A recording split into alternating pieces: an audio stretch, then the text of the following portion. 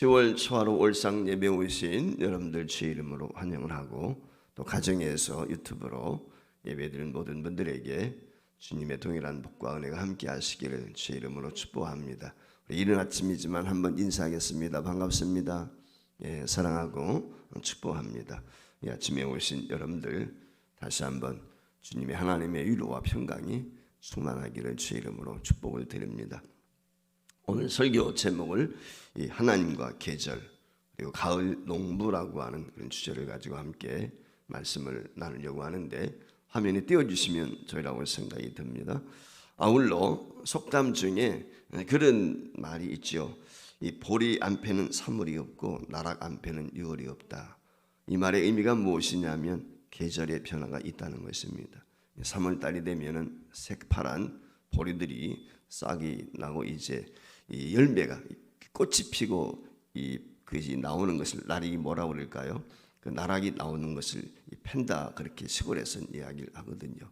그리고 6월 달이 되면 이제 우리가 잘 아는 것처럼 이 나락들 나락이 핀다는 것인데 실제적으로 여기서 3월과 6월이라고 하는 것은 음적으로 따지는 것이기 때문에 우리가 양력으로 할 때는 조금 빠른 면이 없지 않아 있는 것이죠. 그래서 이 3월이 되면 어김없이 뿌리가 패고 6월이 되면은 어김없이 나락이 패는 것처럼 계절은 변함없이 어김없이 우리에게 돌아온다라고 하는 그 의미를 담고 있습니다. 그런데 이 계절이 어김없이 온다고 해서 우리는 당연시 여길 때가 참 많습니다. 그러나 이 계절의 변화를 곰곰이 생각해 보면 이 어떻게 이렇게 계절이 때가 되면 바뀔 수 있을까? 참 신비하다라고 하는 것을 우리가 기억할 수가 있어야 될 것입니다. 참 오묘하다 이런 생각이 들거든요. 더불어 이 계절의 변화와 계절의 의미를 우리가 묵상을 한다면 오늘도 아침에 이 새벽에 큰 은혜가 있지 않을까 저는 그런 생각을 갖습니다. 먼저 우리가 기억해야 될 것은 이 계절은 하나님의 작품이라는 것입니다. 하나님이 만드신 것입니다. 계절이라고 하는 것은 1년이라는 기간 안에 규칙적으로 되풀이되는 자연현상 이것을 우리가 이야기할 때 계절이다 그렇게 이야기하는 것이거든요. 그런데 계절의 차이라고 하는 것은 다른 데 있지 않습니다. 기온의 차이에서 오는 것입니다. 그러니까 봄과 여름과 가을, 겨울 이 12달 중에서 계절이 이처럼 생기는 것은 낮의 온도 길이가 다르기 때문에 그 낮의 온도 길이가 다른 데는 다른 데 있는 것이 아니고 그것이 햇빛을 많이 받느냐 많이 받지 못하느냐 거기에 따라서 달라지는 것입니다. 그런데 이 온대 지방에서는 이처럼 사계절이 분명하지만 우리가 잘 알고 있는 열대 지방에서는 계절을 나누게 될 때 건기와 우기로 나누게 되는 것입니다. 비가 오느냐 비가 오지 않느냐 이렇게 나누게 되는 것이거든요. 그래서 이 천문학적으로 볼 때 우리가 춘분, 하지, 추분, 동지 이와 같이 네 절기를 통해서 이 계절의 변화를 우리가 감지하게 되는데 좀 전에 말씀을 드린 것처럼 그 태양을 얼마만큼 우리 지구가 받고 있느냐 햇볕을 쐬느냐 쉽게 말하면 거기에 따라서 기온이 올라가기도 하고 기온이 떨어지기도 하는 것입니다. 우리나라 같은 경우 흔히 우리가 이야기할 때 북반구 중위도에 속해 있다 그렇게 이야기를 하는데 1년 중에 하진 날이 낮이 가장 길다고 그러죠. 그래서 서울을 기점으로 할 때 하지 때 낮 길이가 무려 14시간 30분 정도 된다고 합니다. 반면에 동지인 날은 가장 낮이 짧은 날인데 이때는 9시 약 40분 정도 된다고 그래요. 그러니까 낮과 이 하지와 동지 때 낮 길이를 재보면 한 5시간 정도 차이가 있다. 그만큼 동지 때는 저녁이 긴 것이고 하지 때는 낮이 5시간 정도 동지에 비해서 더 길다. 그렇게 우리가 이해할 수가 있습니다. 그런데 이런 변화는 일어나게 되는 이유는 다른 데 있지 않습니다. 이 지구의 자전과 공전이라고 하는 것을 통해서 일어나게 되는 거죠. 그런데 특징 중에 하나가 무엇이냐면 우리가 잘 알고 있는 것처럼 지구가 23.5도 기울어져 있다는 것입니다. 그렇기 때문에 이것이 태양을 중심으로 해서 돌게 될 때 자전과 공전을 하면서 그 햇빛을 받게 될 때 그 받는 방향이 달라져서 이와 같이 기온의 차이가 있는 것이고, 또 하나 중요한 것은 무엇이냐면 태양이 중심에 있을 때 이 지구가 태양을 잘 공전하게 되는데, 이 공전하게 될 때 태양이 정중하게 있지 않다는 것입니다. 한쪽으로 치우쳐 있는 것입니다. 그래서 이 세 가지 이유 때문에, 즉 지구가 태양 축을 돌게 될 때 한쪽으로 치우쳐 있고 동시에 자전과 공전을 계속하기 때문에 이처럼 계절의 변화, 낮과 밤의 길이가 달라지는, 온도, 기온의 차이가 달라지는 계절의 변화가 있게 된다라고 하는 것이죠. 이처럼 이 지구가 우리에게 이와 같이 계절의 변화를 가져온다는 것은 참으로 신비하다, 그런 생각을 지울 수가 없습니다. 그런데 이런 요소들을 어떻게 이룰 수 있었을까라고 할 때 과학자들이 지구의 탄생에 대해서 이런 얘기 저런 얘기 많이 이야기하지 않습니까? 진화론을 비롯해서 갖가지 이야기들을 하지만 많은 사람들이 요즘에 와가지고 과학자들이 하는 것이 빅뱅 이론이라는 것입니다. 빅뱅 이론이라고 하는 것은 무엇입니까? 어느 순간 고온도 고밀도 상태에 있던 어느 물질이 폭발을 하면서 오늘날과 같은 우주가 생겼다는 것입니다. 참 어리석은 것 같은데 과학자들은 또 그것을 믿고 또 이론적으로 증명한다고 지금도 연구들을 하고 있단 말이죠. 그런데 우리가 여기서 한 가지 이해하고 우리가 먼저 생각해야 될 것이 있는데, 그것이 무엇이냐면, 그러면은 그 고밀도 고온도 속에 있는 이 우주 만물이 그 빅뱅하기 이전에 어떤 상태로 있었느냐는 것이죠. 그 이전의 물질이 무엇이었느냐 라고 했을 때 그들이 그렇게 정의는 하지 않지만 아마 우연이 생겼을 것이다, 그런 얘기를 하거든요. 그러니까 이게 얼마나 어리석은 이야기입니까? 여러분 한번 생각해 보십시오.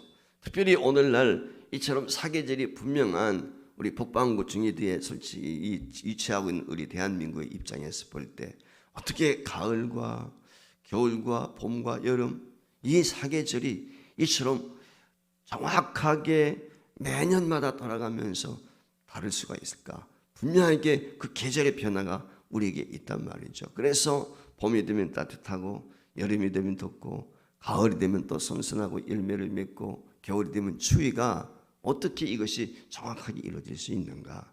그걸 설명할 수가 없는 것이죠. 우연이라고 생각할 때 어떻게 지구가 23.5도 우연히 이와 같이 기울게 되었고, 동시에 태양의 중심축이 한쪽으로 이와 같이 우연스럽게 옮겨져 있고, 예를 들면 봄, 여름, 가을, 겨울이 우연히 생긴다? 이건 말이 되지 않는 거거든요. 그러니까 이 빅뱅 이론이라고 하는 것이 얼마나 허무한 것인가 라고 하는 것을 생각할 수 있는데, 그럼에도 불구하고 최고의 학문을 가지고 있다는 사람들이 이런 이론들을 주장을 한단 말이죠. 그러나 우리에게 분명한 것을 보여주고 있는데, 그것이 뭐냐면 바로 하나님의 말씀이죠. 여러분 잘 아시는 것처럼 창세기 1장 1절 말씀에 보면 무엇이라고 이 지구 생성에 대해서, 우주에 대해서 말씀을 하고 있습니까? 태초에 하나님이 천지를 창조하셨다. 바로 여기서부터 시작이 되는 것이죠. 그러니까 이 우주 만물은 하나님께서 지으신 거예요. 우연히 생긴 산물이 아니라는 것입니다.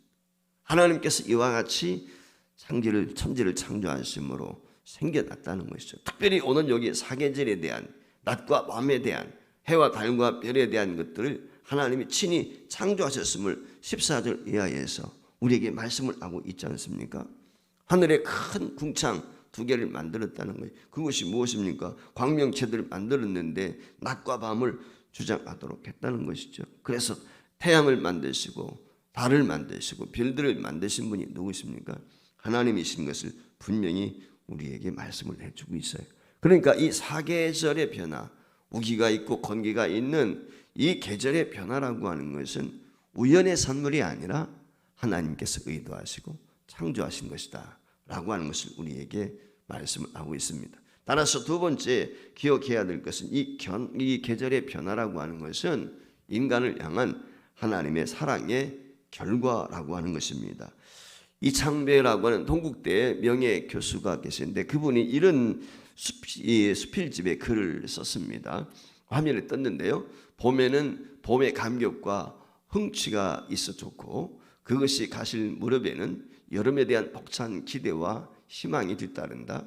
가난한 농갓집 토담 틈으로 봄볕이 스며들기 시작하면 시골 계집 아이들은 벌써 봄을 감지하고서 채 풀리지 않은 흙을 뒤집어 쑥이나 냉이 뿌리를 찾는다. 이렇게 해서 밥상에 내기국이나 달래나물이 올라오면 가난한 농가에는 기나긴 겨울에 암흑과 절망이 싹 가시고 희망과 생명의 기쁨이 감돈다. 이게 봄을 노래한 거죠. 그러니까 옛날 시골에서 어렵고 힘들 때 냉이국, 쑥을 끓여 먹는데 아직 이 땅이 다 녹지 않았단 말이죠. 그런데 파릇파릇 새싹이 돋아나지 않습니까? 아마 여러분들도 자연의 변화를 통해서 보셨을 텐데 그거 뜯어가지고 냉이국, 끓여 달래국을 끓여 먹는단 말이죠. 그랬을 때 이 봄이 오는 그것을 이와 같이 이야기하고 있는데 이 이야기 가운데 보면은 그 희망과 생명이 솟아나는 그런 모습을 우리에게 보여주고 있거든요. 봄뿐이겠습니까? 여름이면 여름, 가을이면 가을, 겨울이면 겨울 나름대로의 큰 선물을 우리에게 주고 있단 말이죠. 이것이 계절의 변화인 것이죠. 그런 생각 종종 해봅니다. 만약에 하나님께서 만들어주신 이 우주에 계절의 변화가 없다면 어떨 걸까? 그런 생각을 한번 가져봐요. 여러분, 그 열대 지방에도 우기와 건기라는 게 있거든요. 근데 우기, 건기가 없다면 만약에 어떻게 될까? 만약에 사계절의 변화가 없다면 이 온대 지방에 살고 있는 저와 여러분들의 삶이 얼마나 단조로울까? 막막할까? 그런 생각 가져볼 때가 있습니다. 참 심심할 것 같다. 답답할 것 같다.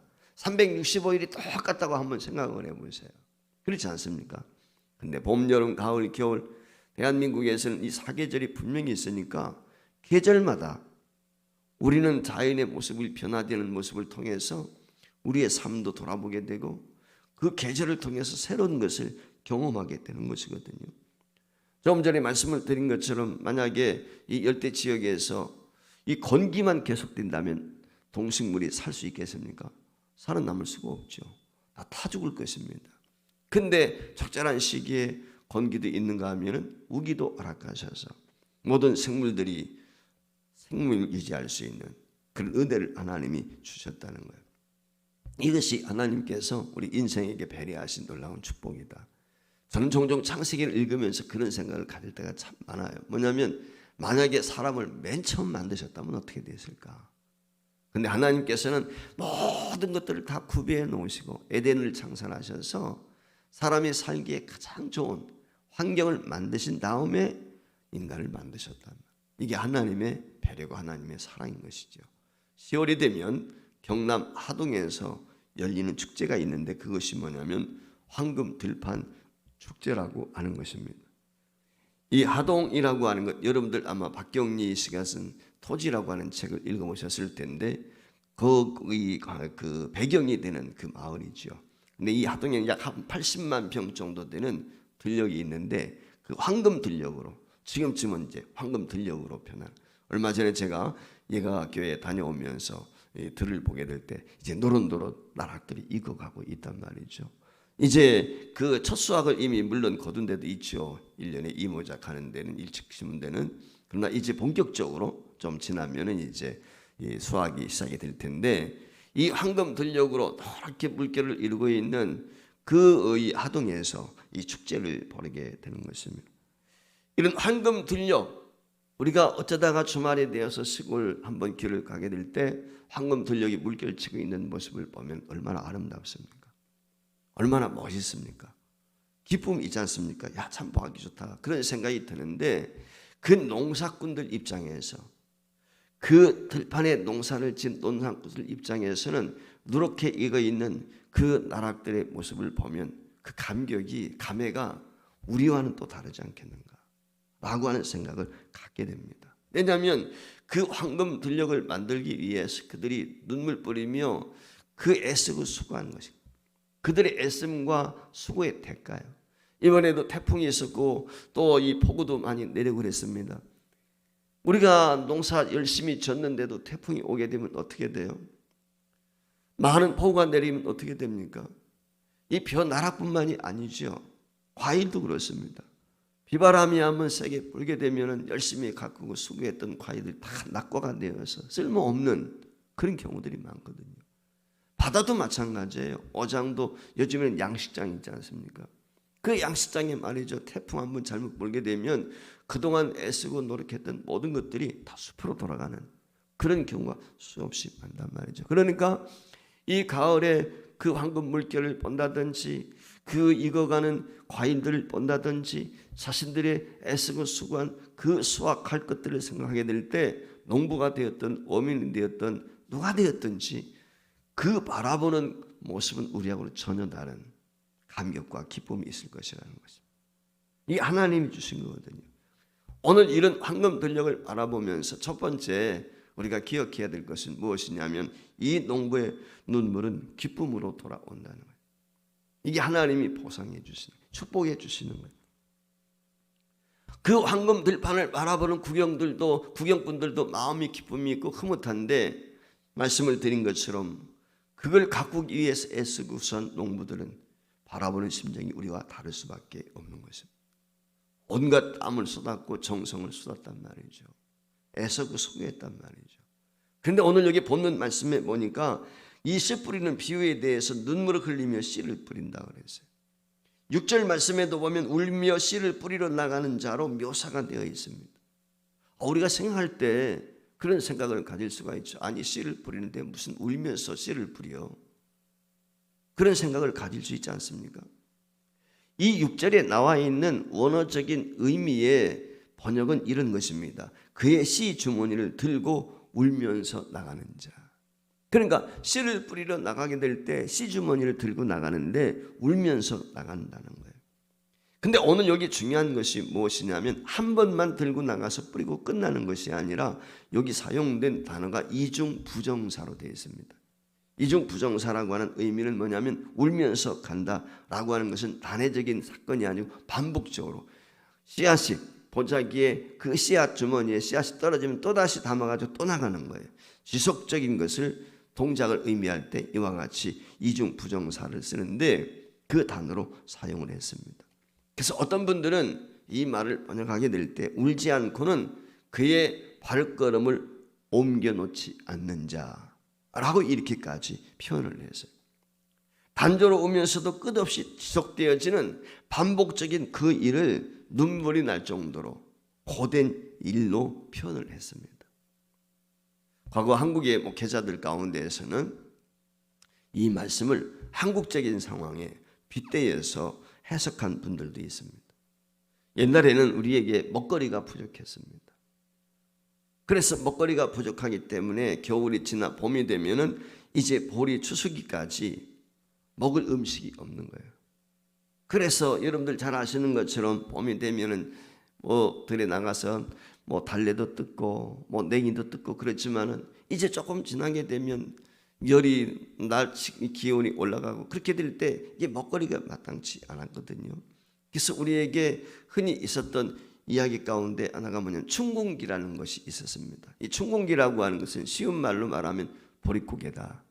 흔히 그런 이야기를 하는데 이 보리가 나기 전에 먹을 것이 없으니까 사람들이 어떻게 되냐면은 이게 산에 가면 이제 그 소나무 위에서 색사익들이 새롭게 심은 이 새순을 뽑아 나오거든요. 그때 이제 이 소나무 여러분들 아마 기억나시는지 모르겠지만 속껍데기 이 소나무 껍질 있죠. 그 속껍질 뭐라 그러나요? 그 껍질을 벗겨내고 속에 보면 껍질이 하얗게 있는데 그걸 벗겨 가지고서 이기는 거예요, 물로. 그러면 거기서 하얀 물이 나옵니다. 그래서 그걸 이제 다려 가지고 말이죠. 한마디로 말하면 섬유질이죠. 그래서 그것을 섬유질을 끓여 가지고 식사 대용으로 먹었단 말이에요. 먹을 것이 없으니까. 그러다 보니까 이 섬유질이 이 소나무 껍질 속껍질 쪽에는 풍부하니까 이것을 먹게 되면 어떻게 돼요? 이 변을 놓기가 힘든 거예요. 섬유질이 이게 제대로 소화도 안 되고 그래도 돌덩이처럼 단단하게 굳어지는 거죠. 그래서 이 변을 봐야 되는데 변을 제대로 보지 못하게 되니까 많이 힘들거든요. 그래서 과거의 변을 보다 보면은 그런 음식을 먹었으니까 항문이 찢어지는 것입니다. 그래서 여기서 나온 이야기가 있어요. 그것이 뭐예요? 가난을 표현할 때 무엇이라고 이야기합니까? 죄송하지만 똥구멍이 찢어질 정도로 가난하다. 똥구멍이 찢어질 정도로 가난하다는 얘기는 왜 그렇습니까? 변이라고 하는 것은 자주 보면은 변비가 생기지 않는 거거든요. 근데 변을 자주 보지 못하니까 먹은 것이 없으니까 변을 자주 못 보는 거죠. 그러니까 그 뱃속에서 소화는 됐는데 변으로 나가지 않으니까 돌덩이처럼 단단해져 가지고 말이죠. 어쩌다 한번 볼일 보려고 하니까 심이 들고 그 심을 쓰다 보니까 화물이 찢어지는 거죠. 그래서 나온 얘기가 똥구멍이 찢을 정도로 가난하다. 먹을 것이 없었기 때문에. 옛날에 저도 시골에서 자랄 때 보면은 이런 춘궁기 때 먹을 것이 넉넉지 못할 때인데도 분명히 수녀 밑에는 씨앗들이 주렁주렁 달려있어요. 옥수수라든지 조라든지 뭐 수수라든지 그런 것뿐만입니까? 광에 들어가면 나락도 있습니다. 다 있다면. 그런데 그거 안 먹어요. 그 이유는 무엇입니까? 씨앗이기 때문에. 그러니까 지금 배고파하는 자식이 있습니다. 제때 끼니를 채우지 못한 자식이 있단 말이에요. 그런데 나락이 있어요. 씨앗이 있어요. 그런데도 불구하고 자식들에게 그것을 주지 못하는 그 애비의 마음, 그게 무엇입니까? 씨를 뿌리러 나갈 때 바로 울면서 씨를 뿌리러 나갈 때 이거 자식에게 주면 좋을 텐데, 배고프다고 하는 자식에게 그거 삶아 주면 좋은데 그렇지 못하는 심정, 그래서 울면서 씨를 뿌린다. 물론 수고에 대한 것도 이야기 있지만 그 마음, 배고파하는 그 움켜진 배, 거기에 대한 고통, 그 아픔도 이와 같이 표현을 하고 있다는 거죠. 팔레스틴 지역에서는 우리와 달랐는지 모르겠지만은 뭐 대동소이했으라고 생각이 듭니다. 옛날에는 그렇게 먹을 것이 많지 않았으라고 생각이 돼요. 이런 배고픔, 이런 슬픔, 이런 아픔을 가지고 씨를 뿌리러 나가는 거예요. 이런 아픔을 가지고 씨를 뿌리러 나가게 될 때 그들이 기쁨으로 단을 거둔다는 것입니다. 그래서 두 번째 기억할 것은 수확의 기쁨을 위해서는 반드시 오늘 우리가 기억해야 될 것이 무엇입니까? 눈물의 수고.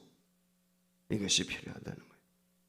씨를 뿌리는 자, 즉 농부는 곡식 장자 창고에서 종자를 덜어내어 사료에 담아가지고 논과 밭으로 나간단 말이죠. 그리고 단조로우면서도 반복적인 씨 뿌리는 일을 지속적으로 하다 보면은 이제 어떻게 되겠습니까? 사료의 바닥이 나면 또다시 가서 그 씨앗을 갖다가 뿌리게 되는 것이죠.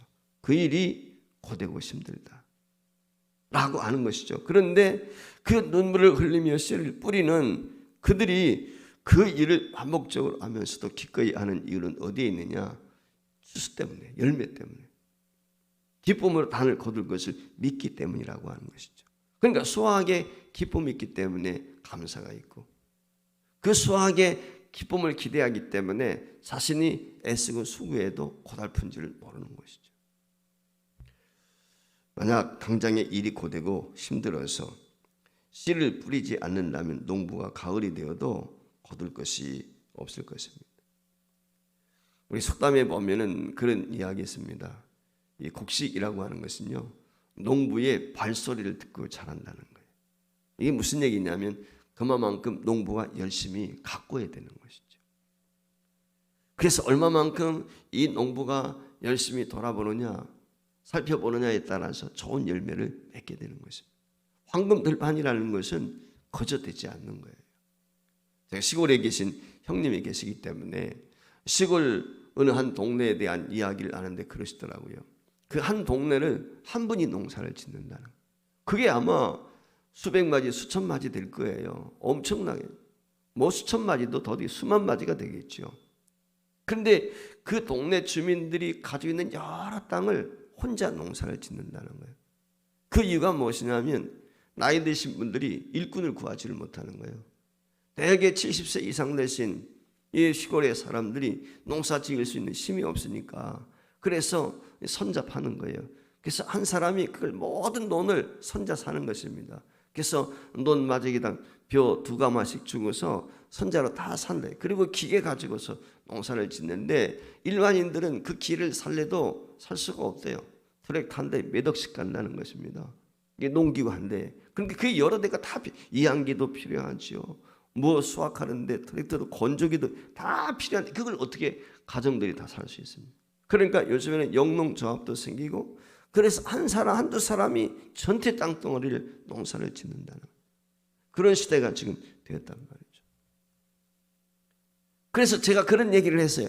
형님 그러면은 참 이거 없으면은 모짜리 내가지고 모짜리 만들어가지고 다시 또 이양을 해서 그렇게 하지 말고 직파를 하면 어떻습니까? 직파 논바닥에 그냥 씨를 뿌리면 옛날에 그런 경우도 제가 있는 걸 봤기 때문에 그래 물어봤더니 이 농촌진흥청에 다 연구를 했다는 것입니다.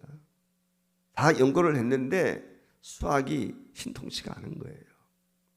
직파를 했을 때 전략이 되는 것이 아니라 오히려 수확이 떨어지게 되니까 수입이 적다는 것입니다. 그런데 일꾼이 있어야 되죠. 요즘에는 시골에도요 다 이방인들이에요. 동남아시아 사람들 이런 사람들이 와가지고 일을 합니다. 농촌 일 젊은이들이 한국 사람은 없어요. 이게 힘들고 어려움이 있단 말이죠.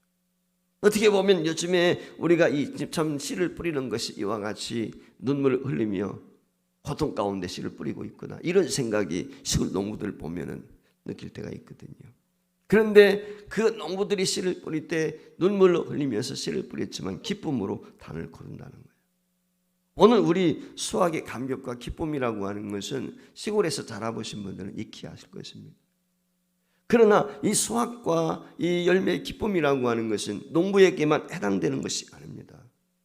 우리가 자영업을 하든 회사를 직장을 다니든 우리에게도 뿌리는 것이 있어요. 신용이라는 것입니다. 신용. 신용이 씨앗과 같은 것입니다. 친절이 씨앗과 같은 것입니다. 여러분 친절을 심고 신용을 심고 성실을 심을 때 반드시 거기에 열매가 있지요. 그저 놀며 빈둥빈둥하면서 열매를 기대한다. 그럴 수가 없는 것이거든요. 이제 아이들이 좀 있으면 한 달 되면 수능 시험도 있는데 수능에 좋은 열매도 무엇입니까? 아이들이 시간을 투자하고 성실하게 열심히 땀 흘려 공부한 친구는 좋은 결과를 가져오지만 그렇지 못한 경우는 좋은 결과를 기대할 수가 없는 것이죠. 사업을 하든지 무엇을 하든지 성실을 심고 근면을 심고 친절을 심고 자기의 노력을 심을 때 풍성한 열매를 기대할 수 있는 것입니다. 신앙생활도 마찬가지입니다. 오늘 여기 본문 말씀에 보면은 뿌리는 걸 무엇으로 이야기해? 기도. 특별히 우리가 기도의 신앙, 기도를 열심히 뿌리는 거예요. 바벨론 포로에서 그들이 돌아온다는 것은 꿈을 꿀 수도 없는 것입니다. 그런데 오늘 여기 말씀에 보니까 하나님 앞에 기도했단 말이에요. 하나님 앞에 그 바벨론 포로에서 귀환하기를 기도했는데 하나님께서 그 기도를 들으시고 응답해 주셨다는 거예요. 그 메마른 광야에 집중호우가 생기게 되면 갑자기 하천이 생기는 것처럼 우리가 상상도 못했던 하나님의 놀라운 기적 가운데 우리가 막연한 줄 모르지만 하나님 앞에 기도했는데 바벨론 포로에서 돌아오는 기적을 경험하게 되었다. 그 감격, 그 기쁨을 지금 노래하고 있는 거거든요. 오늘 농부들이 가을거지, 풍성한 가을거지를 하는 것처럼 우리가 열매를, 신앙의 열매는 다른 데 있지 않습니다. 기도의 열매, 봉사의 열매, 헌신의 그런 것들을 우리가 뿌렸을 때 거기에 열매가 있다.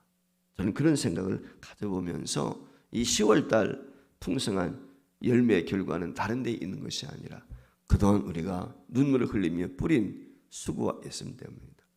여러분들이 그동안 새벽을 깨우고 또 열심히 헌신하고 봉사하셔서 오늘에 이르게 되었는데 아무쪼록 풍성한 열매 맺는 계절이 되시길 바라고 아울러 남은 생에도 성실과 근면과 더 나아가 최선을 다해서 하나님 앞에 헌신하고 깨어 기도하면서 말씀을 사모함으로 풍성한 열매 하나님께서 우리에게 주실 것을 기대하면서 지금까지 애쓰고 수고하신 것처럼 앞으로도 풍성한 열매를 기대하시며 최선을 다하시는 저와 여러분이 될 수 있기를 주의 이름으로 축복을 드립니다.